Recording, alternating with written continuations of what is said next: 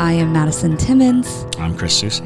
And we're paranormal specialists who live in the most haunted city on earth, Savannah, Georgia.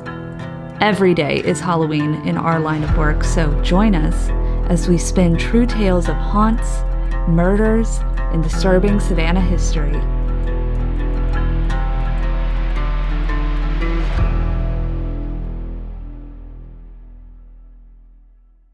I'm Madison. I'm Chris.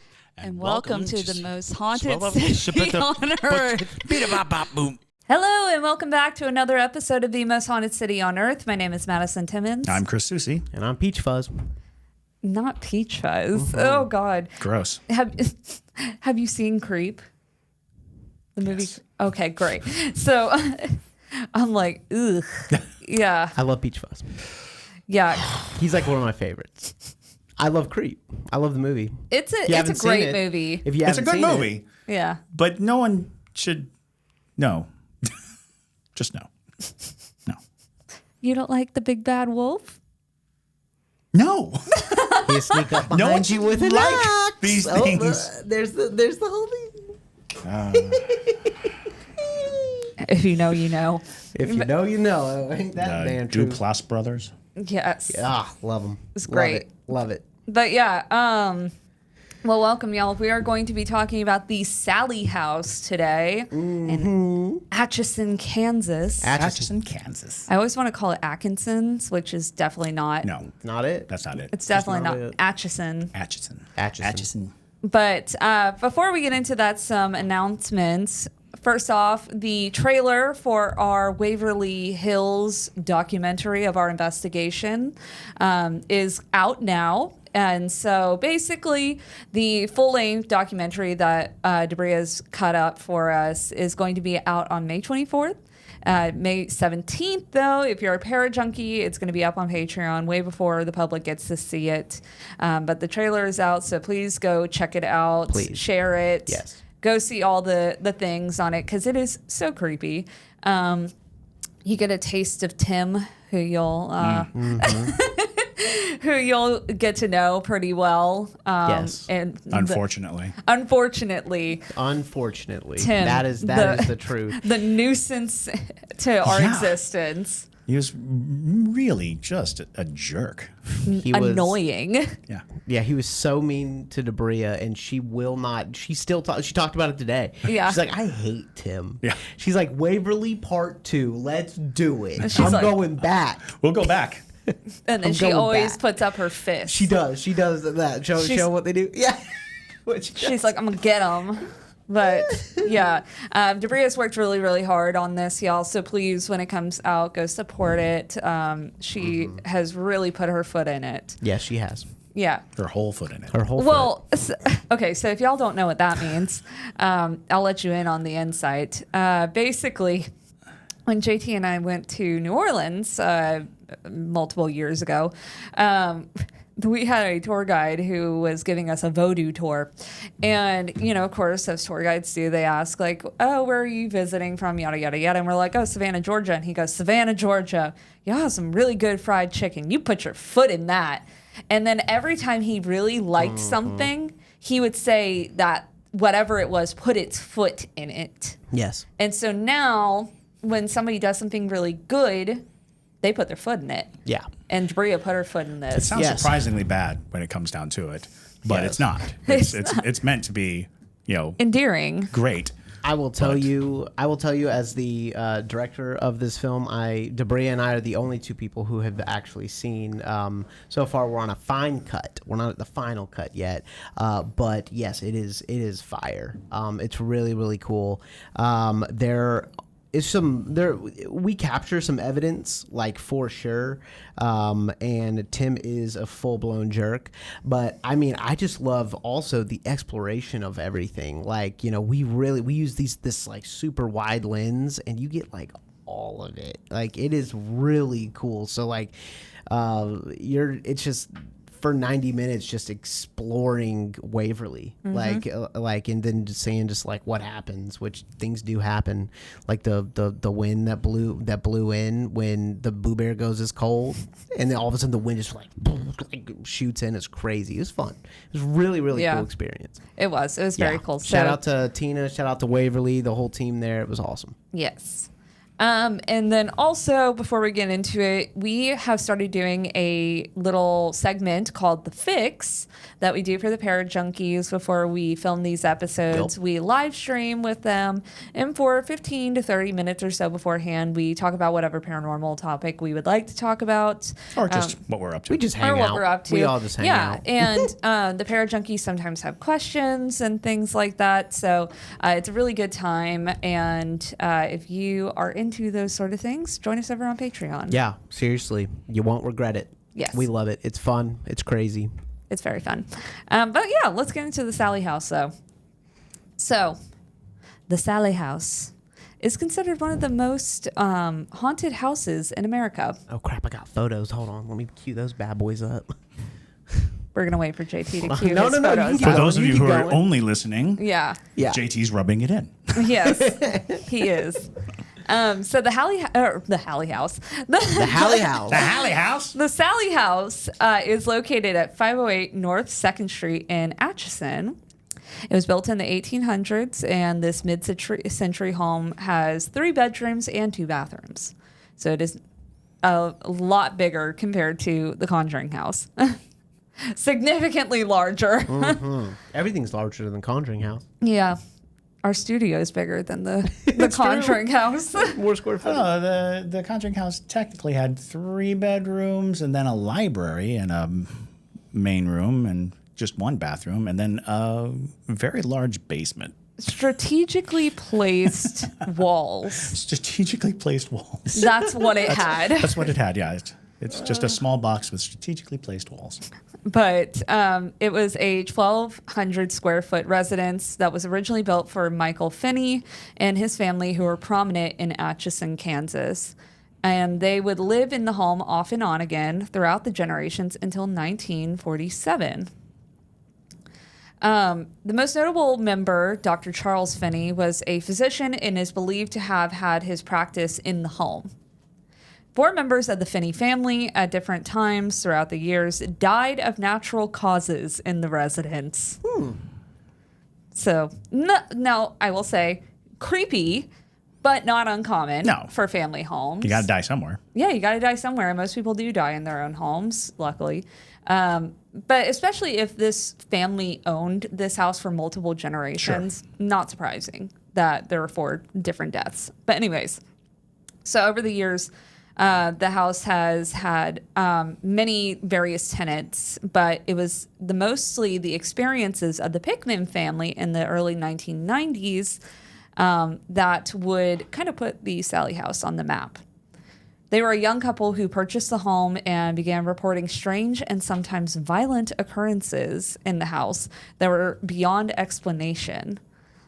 And this is where we begin. Now, first off, the name Sallie. Who is Sallie? Interesting, because it is not the Pikman family. They don't have a Sallie. Sallie is kind of a tall tale, if to a degree. Okay. So That's fair. Because there isn't really Local legend. Yeah, it's a local legend.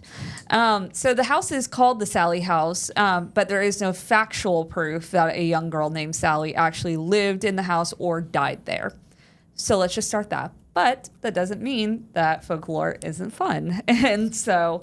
and exists for a reason. Exactly. There's a reason why they landed there, but it's not based in anything that is traceable or factual from the point of like records. Right.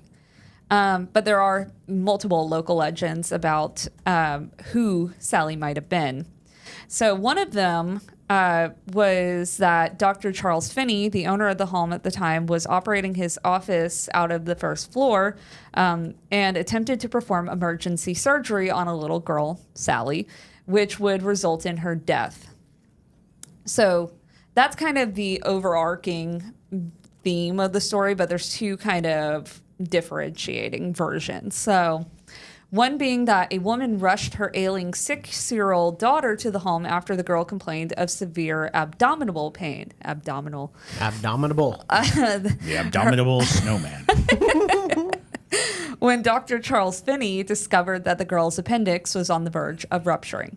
Classic. He opted to perform surgery on her at his residence and did not even allow time for the anesthetics to take effect before beginning the procedure. Was this an episode of Little House on the Prairie? Right? It feels that way. Yeah. Or maybe that was just medicine in that time period. If you played Oregon Trail, you know, if you've got dysentery, you're dead. So. That is true. No, it's the cholera that always gets you. It's... But the little girl died on the table.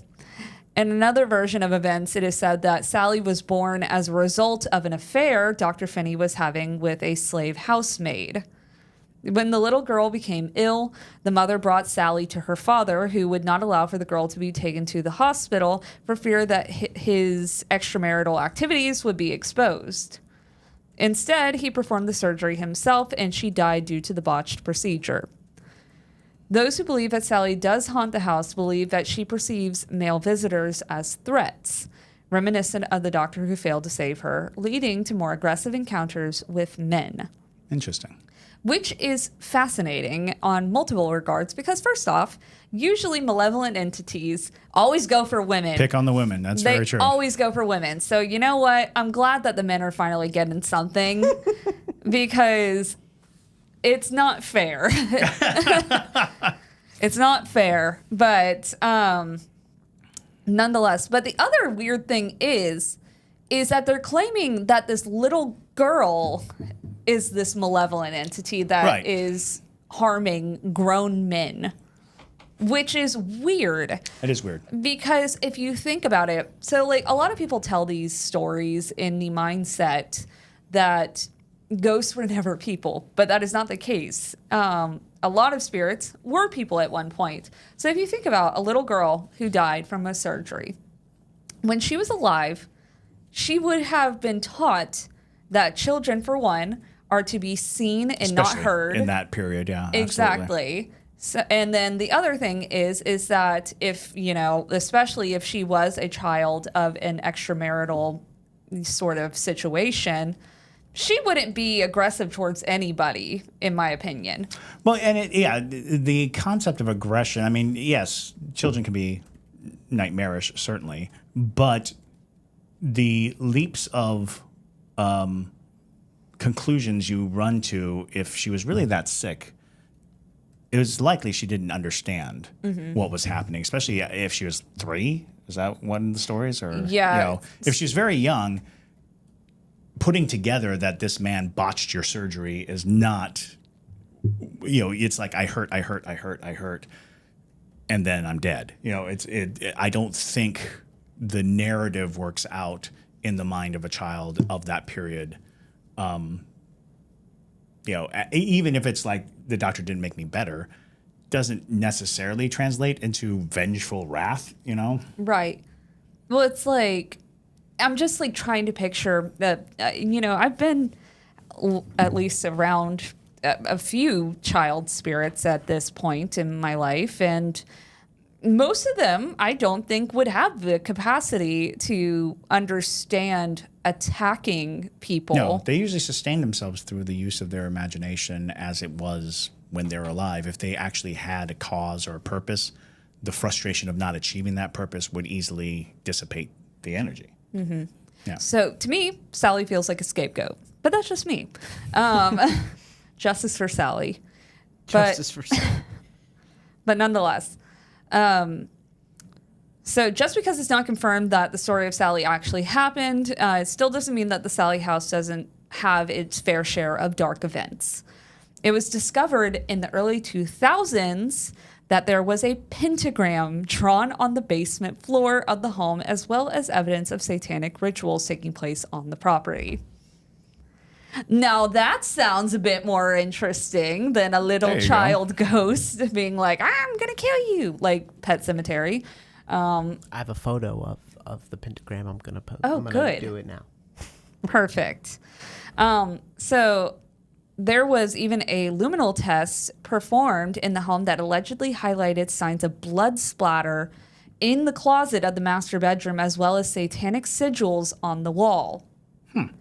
Now, mind you, not all sigils, before y'all come for me, not all sigils are bad or satanic. I'm fully aware of that. But this is what the news tells you. So everything is going to always point at Satanism, because you have to remember that the Satanic Panic did happen, and it still affects people in their mindsets. And the interesting thing is the Satanic Panic also led to a lot of people pursuing Satanism or, Satan worship, because they were influenced by how people were reacting. They saw people reacting such a big way. They immediately went out and they got the books, they got their things. Right. They started doing, everything they could to be a part of the craze. So it was, even though it was a manufactured dilemma, it did spurn a lot of people into experimenting with it. And the 80s was full of, rebel teens who were trying to prove that they weren't their parents' plaything, and they went that route. They experimented heavily. And when I lived in Kansas, I actually went to a church in Lawrence, Kansas, that was like a ground zero of a satanic cult. And so it was totally, carved with pentagrams and candle wax everywhere, and it was very much this is the remnants of a satanic cult. So there you go. So it's very possible that there was satanic activity going on there. Very concerning that there was blood splatter discovered in the bedroom. But also a bloody sweater was reportedly found in the attic. Nope, which don't like is that. Concerning as well, because even if it wasn't satanic practices, technically, people could be practicing blood magic, which can get very serious and very tricky very quickly. Right. Everything gets lumped into satanic or Satan worship, but there's such a wide variety of practices. Blood magic would almost immediately be flagged as Satan worship, which it's not, but it does have a lot of dark connotations because you are opening the flesh to open portals, and that can be very troublesome. And it's binding, and binding. And a lot of times people don't go into it not knowing the possible threats that could be surrounding whatever they are doing. Right. People do divorce themselves from the effect because they think that they are in control, but you have to participate at a level that is personal. I was witness to a root doctoring ritual where they were using cornmeal, and they actually had the person who was having the spell made for him eat a pinch of the cornmeal because he had to consume it in order for it to be beneficial to him, but it also immediately tied him to the ritual, to the spell, and to anything that comes after, because it doesn't just work on its own. It has to be connected. It's all connective. Exactly. So bear all of that in mind. And next comes the Pikman family. So Tony and Debbie Pikman were a young couple that were recently married and pregnant with their first child when they moved into the home in 1992. They believed that this would be the perfect dream home to start their family, as they always do. That's how it always starts. But the first scene of the movie. Yes. Tony Pikman and his wife had no idea, though, that they were moving into what would turn out to be their worst nightmare. The activity seemed to start around a month after the couple moved in and was far milder than what was to come. In the early days of their time at the house, the couple only recounted small things occurring, such as lights dimming, cold spots, toys playing on their own, and animals acting strangely. Listen to your pets. Yep. Honestly, I'll always say that good for two girls, one ghost. They got that right. Right. It's if your pets are acting weird and they never act weird or acted weird in the other place you were living in, Pay attention. maybe take that as a little bit of a sign. Also, with the other things going on, also if your kids' toys are playing on their own, Yeah, none of that's good. it's just creepy.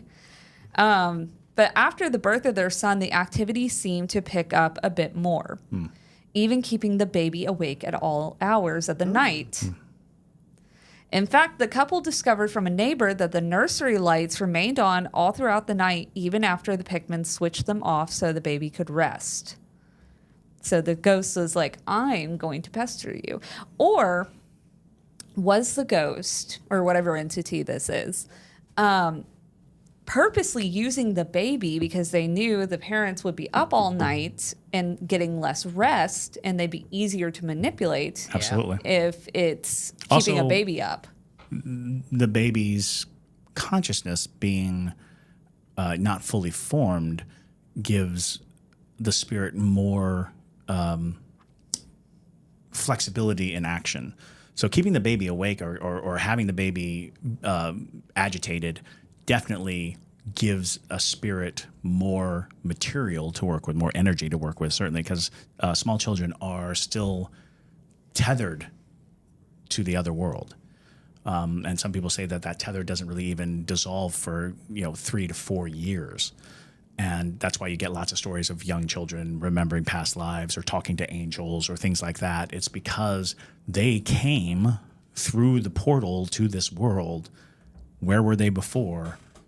They still have connection. So yeah, it's very possible that the spirit might have even been trying to use the tether of the child to get back or get through to the other side. So there was also a strange mold that had begun to form on various household items for unexplained reasons. Ew. Which is weird. I don't know why mold seems to happen in these. Now, mind you, some of the reviews do say that the house has a mold issue. So possible that there were little baby spores in the house at this point. Not saying that it's necessarily paranormal, but it is weird. Nonetheless, maybe it had a lot of moisture in the house. You never know. And the question being, what kind of items were getting moldy? Right. Well, and that is an interesting point, Because, bathrooms, sure. Right. Things in your bathroom, probably. Even the kitchen, sure. But, if it's the baby's room and the corner's getting all moldy, it's like, what's causing that? Exactly. It's like their wedding photos getting moldy. Right, exactly. It's like their TV remote's all moldy. Weird. Oh, well, house is moldy. It's like, no, wait. No, wait. Let's think more about this.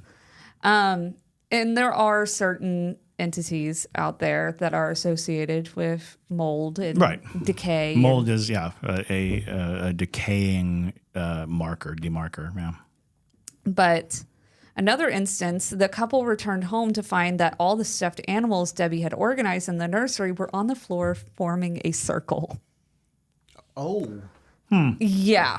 Got a photo of that too. Now I want to see it. I want to see it. Yes. Ooh. No. Bad. No. Bad. I wonder if our dolls will ever do that one day.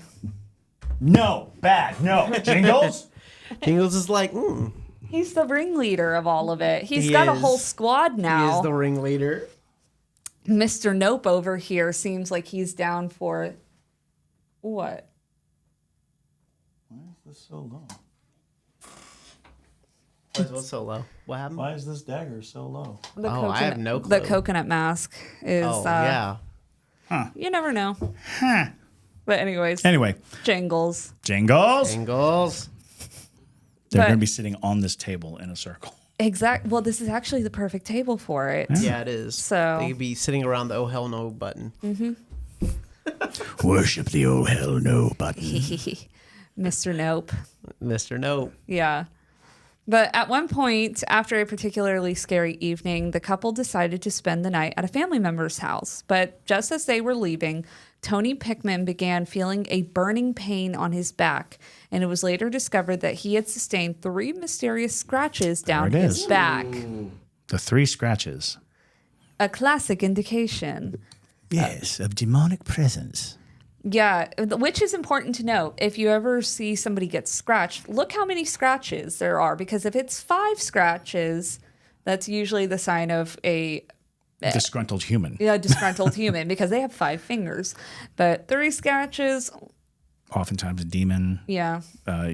And not to say that demon has only 3 fingers. It's the 3 is a symbol of demonic presence. When you hear 3 knocks, 3 beats on a drum, 3 scratches, that is usually a demonic presence, because 3 is a mockery of the Holy Trinity.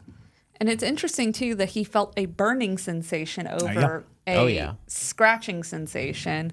Because, you know, when you get scratched, it's usually you don't feel burn first. Another kind of bizarre sign of a more malevolent type entity. Right. Which is leading me even further from it being a little girl that died of a botched surgery. But nonetheless. So Alex said that Jingles is going to take the earrings she sent you and do a seance with them. No, sure. There you go. Actually, these are perfect for it. They are jingle sized. They are jingle sized. For those of you listening, it's a So Ouija for those board. of you who are listening, it's Alex, one of our para junkies, sent me a pair of earrings. That one is a planchette and the other is the Ouija board. So technically, yes, you could hold a whole seance with my earrings. Take that as you will. Her brain is right between those 2 things. I'm already a conduit. It's fine. But it's fine. Anyways, shortly after the attack, the Pikmans sought the help of a psychic medium named Barbara Connors, who visited the home in order to get a better idea of what was taking place there. Her conclusion at the time was that a little girl, Sallie, was inhabiting the home and did much of her haunting to get the attention from the family. Now, I'm not saying that Barbara did not communicate with the spirit and it told her this information. But to me, I feel like this is a spirit trying to convince you that it isn't as bad as it is what it actually is. One of the, it's so complicated. And this comes to like Ouija board use, many seances, things of that nature. Something to keep in mind is malevolent spirits lie. A lot. They do not want to share their real name. They do not want you to perceive threat from them. If they do threaten you, those are usually hollow and empty. So in a lot of cases, you have to be more scared of spirits that aren't trying to scare you away than spirits that are trying to scare you away. You have to be a little more on guard with the spirits that are trying to present themselves as harmless, especially in the face of things like scratches and the sensation of malevolent forces versus, but I'm just a little girl who's sad. It's like, yeah, okay. What's with the scratches? Is that how you get attention? Were you taught if somebody's not paying attention, scratch them? Because that's bad parenting. Mm-hmm. Which is, although children are terrible. Don't get me wrong. There are many children who will scratch you and bite to get your attention. Those are feral children. I'm not saying that there's not children that will run right up to you and kick you in the shins and be like, ha ha. There are plenty of those feral children out there, but it's just like that is kind of a classic choice by malevolent entities to pick a child because people are like, oh, it's just a kid. It's fine. We'll disregard all of this creepy stuff. And also, when a spiritualist or a medium get really clear communication, the rewards of getting a clear communication oftentimes blur any other thing. Like if you get it really clearly, because you're always under, speculation. Everything you do is being judged. And if something comes through clearly, you're like, I've got the answer. And I think that happened like with the Warrens and Bathsheba. Right. I think it was something clear came through, and you can't just ignore it because it was so clear. Because a lot of times it's not clear. Communication is not clear. But if something can clearly lie to you, that means they have a lot more power than not. But also just eerily reminiscent of any kind of satanic activity too. Sallie, this little girl, wouldn't have been putting dolls in a circle. Right. To be like, oh, No. just like what those people did to bring me here. Right, exactly. And that's an interesting thing because consider putting those dolls into a circle in hopes of doing what?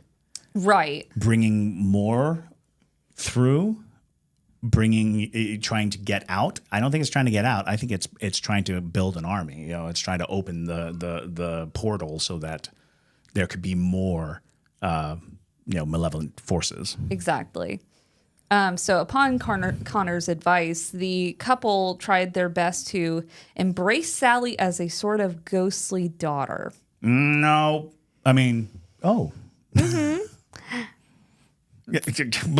So there's a lot of things wrong with that, but let me just finish this real quick so that we can discuss more.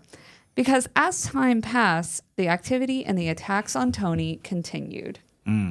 Because when you embrace a spirit and say, you're welcome here, that's giving it power to continue doing whatever it wants in the space. Yes. Which clearly, if You've it wants... condoned its behavior, and now it will indulge in it. Yeah, it's like a cat. When you feed the cat, it stays around. So that is what you're doing by saying... Well, they're basically our ghostly daughter, Sallie. She just wants parents. She died so young. Well, now you what's a few scratches among Yeah, well, now you condone Sallie to scratch you and bite you for food. So, Maybe Sally's just a cat? Not a Okay. Oh, all right. No.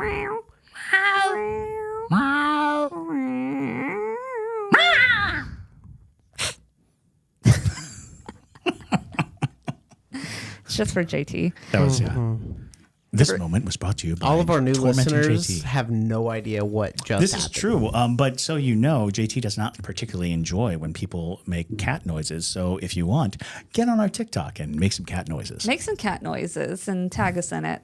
Tag JT. Yeah, there you go. Tag JT in it. So yeah, basically Tony would continue to get attacked continuously. And in one instance, during their child's birthday party at the home, a doll would catch on fire. Oh, Oh, that's wow. good. Whenever fire is involved, you know that it's a precocious child. Precocious. It is. What it's like, what kind of pyromaniac ghost kid do you think is living in this house? Like, Yeah. that's not a child seeking attention, in my opinion. You Yeah. can do that by knocking a plate off of the counter. Move the doll. Don't set it on fire. That seems ridiculous and aggressive and Dangerous. Dangerous. Like You don't want to deal with a spirit that could possibly conceivably set you on fire. I mean, can you imagine being asleep at night and then waking up on fire? That would suck. It would suck so much. And Suck. do you think because it was the kid's birthday party Mm-hmm. that it was the spirit upset that it was not getting the attention? Oh, yeah. And so it's like, I'm going to light this doll on fire. Well, that does sound like a childish thing to do. That does. Maybe yeah. it's a childish Interesting. demon. Could be. So, maybe it's a baby demon. Baby demon. A baby demon. Like jingles. Yes. Like the little demons that crawl on the ceiling and stuff like that. Gotta love the ceiling crawling demons. Ceiling crawling babies. That would, in my opinion, I think It would creep me out. it would make sense. I would hate to look up and see a baby crawling around on the ceiling. Exactly. So Finally, they were done living in constant fear, and the Pikmans moved out of their home only 2 years after moving in. Yes, that is the correct answer. No other answers are necessary. Leave the house Leave, move, get out. before it gets you. Yes, before you wake up on fire. Exactly. Unlike the Perrin family and the Conjuring house, where they just Stay for 20 plus years. Yeah. Which, I mean, maybe you like being haunted. I don't know. One of our parajunkies said, "I need them to post a clip of their meowing on Shorts or TikTok because that had me wheezing." But Is that just like something you post and then people would like stitch to it or something? Or? maybe. Sure. Whatever they want to do with that. We are just here for the consumers. Yeah. So Debris, if you're editing this, go ahead and make this like a phone video of us meowing and just set it aside. exactly. Let's keep going. Shouldn't even brought it up. Yeah, I was going to say, it's your reaction. You know that, Yeah. right? But in recent years, Debbie Pikman has admitted that she now believes that Sallie was not the spirit of a lonely little girl, What? No. but rather a demon posing as an innocent child in order to gain the trust of the family. That is the way they do. I feel like Debbie feels betrayed. Oh, that You it know- wasn't Sallie? Yeah. How dare you be a demon? How dare you lie to us? And I gave you cake. you set the doll on fire. Yeah, no, don't indulge the demons. Yeah. Indulge a little bit. Well, personally, No. Just to get something started. What? The thing that you start might be you on fire. I feel like this all could have been avoided if they had disclosed that there was a pentagram on the floor and bloody clothing in the attic during the inspection. Like, That's true. Shouldn't that have and been it should be known disclosed? that real estate agents do not have to disclose things like that. You do not. A real estate agent is under no obligation to say, "Oh, by the way, this house is incredibly haunted," unless you live in Savannah, where it's a selling point. yeah. There's at least 4 ghosts here. Lives 4 of them. Victorian. Trust me. Across the street, 1 ghost, a weak ghost, an asthmatic. It's from the 80s. Ugh. Ugh. Ugh. Old. We've got a Victorian ghost over here. Y'all on one today. Yes. But in modern encounters that people have in the Sallie House, reports of paranormal activity kind of varies inside the house. People do still get physical attacks, including scratches, burns, and other unexplained injuries. Wow. I don't like the burns. Burns, because that's a different type of interaction with the physical world. Oh yeah. Right. So, Oh, yeah. because scratches have a physicality to it, but burns, we're talking chemical reaction, and that is a far more complex series of spiritual occurrences. Yeah. When preparing for this episode, I read some reviews of the Sallie House on Google, and one of the reviews said 1 star. My whole team and I caught like a throat infection and like their throats were burning the entire time. And I don't know if that was like, I was like in my head, I was like, is that the mold, or is that like something like a demon or Right. something like horrifying, you know? Could be either. Could be either. I'm on the side it might be mold. But it's an old building. Nonetheless, though, you take that risk when you sign the waiver. Wear a mask. Wear a mask. But yeah. Well, also, this spirit clearly has a thing for fire. Yeah, true. Which is concerning that burns are a part of it. Don't like that. So items are... But if you go, maybe bring a stack of oily rags. Just kind of set them in the center of the room. Just see, If it combusts... I see if it Like, combusts. That's something I would do, Chris. Yes, I'm playing devil's advocate or playing JT. Yes. That sounds about right. But items are frequently reported to move on their own, disappear, or be thrown by unseen forces. A lot of unexplained electrical phenomena, such as lights turning on and off, appliances operating independently, and anomalies appearing on video recordings. There have been encounters that are so severe at times that some believe the hauntings may be demonic in nature and speculate that the Sallie House could be home to a supernatural portal where spirits can enter as they please. But people also have reported seeing full-bodied apparitions, one being that of a young girl, which could be an entity, just knowing the stories that are associated with the house, being like, I'm Sallie. Give me some attention. And that's not to even suggest there may have been some poor girl who haunts the building but gets a huge bad rap. That's There's true. a demon like, hey, I'm that little girl over there. Don't worry about it. No, I'm Sallie. I'm a Don't little talk girl. to her. Don't look, it's me, Sallie. You recognize me, don't you? Don't look over there. Look over here. Over here. I'm going to set it on fire. He became... Because that's a Kansas accent right Yes, there. absolutely. The mobster Kansas ghost, but yeah.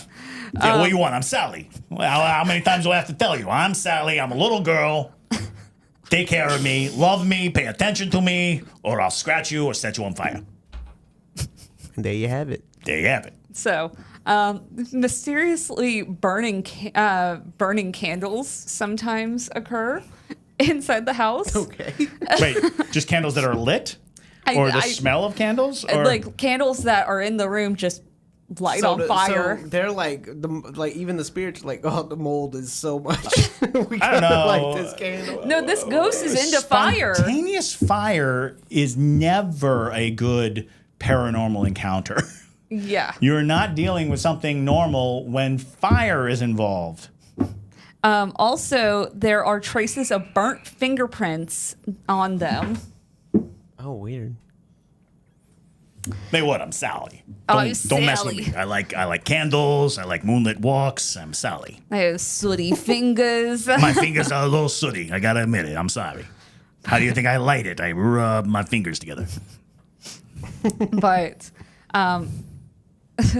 also, people have heard disembodied voices of women, men, and children at night, as well as scratching on the walls and the sound of furniture being moved around. And there have been some encounters of possessions. Mm-hmm. But nonetheless, that's the Sallie House for you. Welcome to the Sallie House, which is it does have like a overnight investigative package thing if you want to seek it out. Yeah, it's Yeah. like $150 a person. Yeah. To stay overnight. Yeah, if you're a Kansian, a Kansian, Kansanite? Yeah. Kansas. Kansan. You're a Kansan. Kansan? Kansan? Hold Kansan. on. We've got Let a me- Kansan. yeah. Kansasian? Kansasian. What are No, that's like people Kardashian. from Yeah. Kansas called? Kansans, right? Kansans. They are Kansans. Yeah. Kansans. Well, if you're a Kansan that can go to this place, Wow. Can. you can go to this place. Go check it out. Go check it out. It seems interesting enough Wear to. flame-resistant clothing. Apparently, don't wear hairspray. Don't be flammable. Don't be flammable. Don't be flammable. Watch your Which eyebrows. is actually a good rule of thumb at all times. Just don't be flammable. Don't be flammable. Because apparently Sallie, the little girl ghost, has a flamethrower and just. I'm a little girl. I like fire. What do you want? It's just me, fire. Alex Machado said Mafia Sallie. Yeah. My name's Sal Nunzio. Everybody calls me Uncle Sally. Oh my God. Lord. All right, in this damn episode. Oh God, this is unhinged. No.